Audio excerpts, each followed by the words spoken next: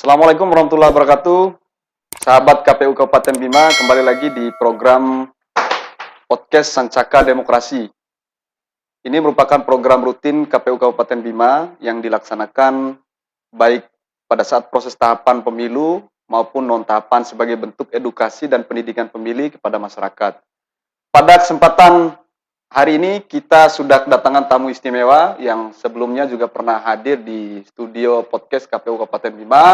Kita langsung saja sapa tamu kita.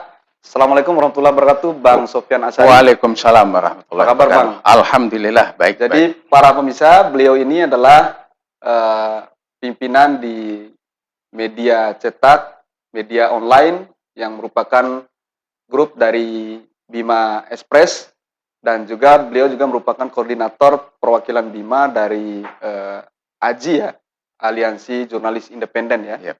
yang ada di Bima. Nah tentu selama berkiprah sebagai jurnalis senior, banyak hal yang telah dipotret oleh beliau, terutama terkait dengan hal yang berkaitan dengan kepemiluan di Bima. Bagaimana sesungguhnya peran media, bagaimana eksistensi media dalam mendorong partisipasi masyarakat maupun berikan edukasi kepada publik ya tentunya. Nah, kita ingin sedikit dulu sebelum nanti kita mulai membedah ya bagaimana peran dan kiprah media itu. Apa sesungguhnya yang Bang Pian lihat potret media yang ada di Bima menjelang dan bahkan dari proses yang telah lewat, Bang, 2019 dan 2020 pemilu dan pilkada. Bagaimana sebenarnya eksistensi yang selama ini ditunjukkan oleh teman-teman media?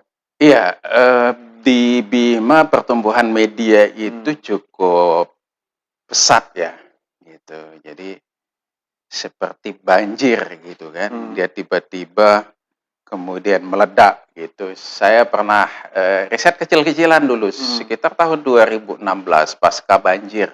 Tepatnya saya ingat betul pasca banjir 2016 ya, di Bima itu, banjir bandang, itu mulai tumbuh media. Di tahun 2017 itu saja sudah jumlahnya puluhan ya, sekitar 30-an.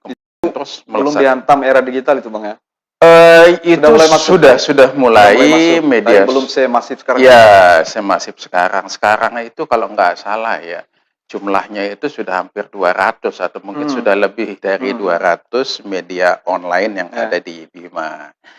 Jadi satu sisi ini juga pertumbuhan yang positif sih, satu sisi kalau kita lihat manfaatnya, kalau kemudian media-media itu betul-betul bisa menyuguhkan informasi yang bagus, yang faktual, aktual, bukan justru menjadi sumber hoax gitu kan, yang menyesatkan masyarakat gitu. Jadi buat saya itu satu sisi positifnya, bagi masyarakat tuh diuntungkan dengan banyaknya media. Kemudian apalagi kan masyarakat sekarang itu informasi itu menjadi sebuah kebutuhan, dan orang kan sekarang sudah memegang hampir semua smartphone ya. Jadi akses informasi itu mereka udah bisa akses dengan cepat itu melalui media sosial gitu. Jadi informasi sudah ada di genggaman ya. Ya, betul. Jadi dan biasanya juga ada siklus-siklus lain di mana media itu akan tumbuh cepat lagi, itu ketika momen-momen politik. Nah, itu yang menarik. Gitu kan. Ketika momen politik sudah dekat, itu biasanya pertumbuhan media online. Nanti kita harus ulas sedikit nanti. Oh ya. Tipikal media seperti apa yang tumbuh di musim hujan itu? Ya, jadi di musim hujan politik gitu kan, media online itu juga tumbuh. Kalau dulu kan era-era sebelumnya, sebelum tumbuhnya media online itu kan media cetak. Nah juga fenomenanya sama. Ketika misalkan mendekati momen politik, itu muncul media-media cetak gitu kan, tumbuh gitu. Ketika kemudian pemilu atau pilkada selesai, maka seiring itu juga ada kecenderungan menurun. Ketika muncul lagi momen politik, dia muncul lagi gitu kan. Baik yang lama yang tadinya tidur maupun yang kemudian yang muncul baru. Itu sisi yang lain berarti. Ya. Jadi selalu ada dua sisi ketika bicara soal perkembangan media di Bima, Bang ya. Betul. Jadi ya, sepertinya politik itu menjadi sesuatu yang seksi ya bagi orang, sehingga mereka juga memunculkan media baru. Ini kita tidak bicara soal apakah kemudian media itu memenuhi syarat menjadi sebuah perusahaan media atau tidak, tapi setidaknya ya itulah fenomena yang muncul bahwa menjelang musim pilkada itu akan banjir media-media. Nah, kalau sekarang itu ya media online gitu. Ya, saya pernah dapat cerita juga nih Bang. Nah, pemirsa, karena Bang Pian ini juga senior saya di jurnalis ya, karena pernah bergelut sebelum di KPU, di media juga. Dari teman Aji juga yang mungkin Bang Pian juga kenal, sahabat kita Bang Haris ya. Ketika mereka punya kegiatan di Surabaya kalau nggak salah, wali kota Surabaya saat itu Ibu Risma, betul, dengan rilis jumlah media banyaknya di Bima ini, sampai kok banyak seperti ini media di Bima. Nah, sebuah daerah kecil gitu. Sebuah daerah kecil tapi pertumbuhan medianya melebihi daerah-daerah seperti Surabaya. Nah, ini tentu sisi yang lain juga, yang apakah kita bisa bilang ini sebagai sebuah hal yang baik, atau justru ini menunjukkan ada sisi yang kelam di balik itu. Nah, bagaimana Bang Pian lihat? Iya, kayak seperti saya sampaikan tadi, bahwa satu sisi ini kan bisa menguntungkan masyarakat dengan banyaknya media itu, tapi kan persoalannya adalah apakah produk yang dihasilkan oleh media itu bisa memberikan pencerahan kepada masyarakat, bisa memberikan informasi yang akurat kepada masyarakat, atau justru sebaliknya itu bisa menyesatkan masyarakat gitu kan. Informasi yang tidak akurat disuguhkan kepada publik, ya bagi publik yang kemudian tidak kritis, pembaca yang tidak kritis, tentu mereka juga akan mengonsumsi informasi itu mentah-mentah.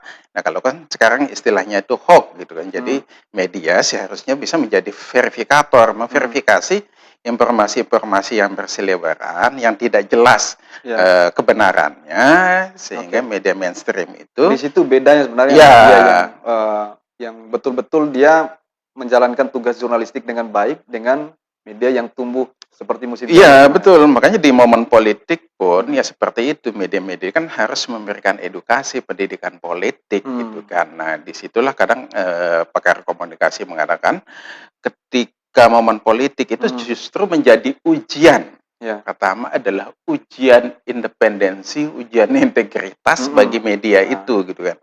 Apakah kemudian mereka akan berdiri pada kepentingan masyarakat, memberikan edukasi kepada masyarakat, atau menjadi bagian dari kepentingan politik itu sendiri, sehingga produk-produk informasi berita yang mereka suguhkan itu adalah dalam bentuk propaganda gitu kan. Propaganda menggiring orang untuk misalkan memenuhi kepentingan kelompoknya, karena dia misalkan sudah masuk ke dalam kelompok tertentu gitu kan. Nah, jadi berusaha ke situ. Nah, kalau dalam konteks lokal Bang, dalam konteks bagaimana kita melewati perjalanan 2019, kan ada pemilu yang sudah berjalan saat itu, pemilihan presiden, wakil presiden, dan legislatif. 2020 juga kami KPU juga menghadapi pemilihan kepala daerah. Nah, dari situ mungkin Bang Pian juga mengikuti perjalanan potret kepemiluan, bagaimana sinergi media dengan KPU. Apakah selama dua momen penting itu media sudah punya sumbangsi besar nggak dalam hal mengedukasi soal kepemiluan di Bima? Ya, kita harus jujur bahwa banyak media yang terjebak, gitu kan. Entah apa itu terjebak secara sengaja atau dijebak atau apa ya, istilahnya media itu masuk dalam lingkaran kepentingan politik itu. Ya kita harus jujur itu. Yaitu contoh misalkan, ketika misalkan pilkada yang kemarin misalkan, nah ketika misalkan media saya itu misalkan ditawari untuk menjadi tim sukses gitu kan, ya saya pikir oh tidak. Saya tidak bisa kemudian media saya menjadi tim sukses gitu kan. Karena jelas nanti kalau ke tim sukses itu akan berdiri di kepentingan golongan tertentu. Betul gitu kan.